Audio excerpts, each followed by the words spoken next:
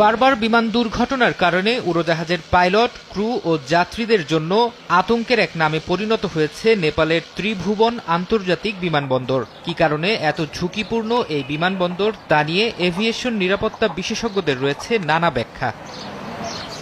বিমানবন্দরটি সমুদ্রপৃষ্ঠ থেকে ১৩৩৮ মিটার উপরে সরু ডিম্বাকার উপত্যকায় অবস্থিত হওয়ায় এই জায়গাটি খুবই প্রতিকূল। এর চারপাশে সুউচ্চ পর্বতমালা বিমান অবতরণকে করেছে আরও চ্যালেঞ্জিং।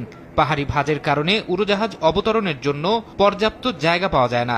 রানওয়েতে নামার জন্য একটি উড়োজাহাজকে উঁচু থেকে সোজা নেমে আসতে হয়, আর এই সময়েই সবচেয়ে বেশি দুর্ঘটনা ঘটে বলে জানান এভিয়েশন বিশেষজ্ঞরা। ত্রিভুবন বিমানবন্দরে ছোট উড়োজাহাজ অবতরণ করতে পারে, তবে এই ছোট উড়োজাহাজগুলো নেপালের অস্থিতিশীল ও প্রতিকূল আবহাওয়ার জন্য বেশ ঝুঁকিপূর্ণ।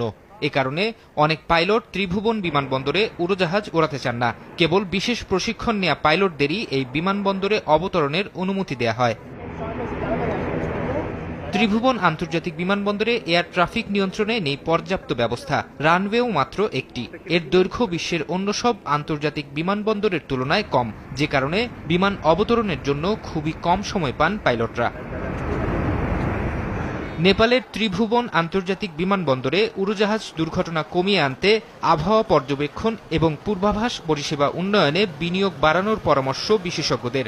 এছাড়া পুরানো মডেলের উড়োজাহাজ চলাচল বন্ধ করে আধুনিক মডেলগুলোর জন্যই শুধু রানওয়ে সংরক্ষণ এবং একই সঙ্গে সমতলে নতুন বিমানবন্দর নির্মাণের পরামর্শও অনেকের।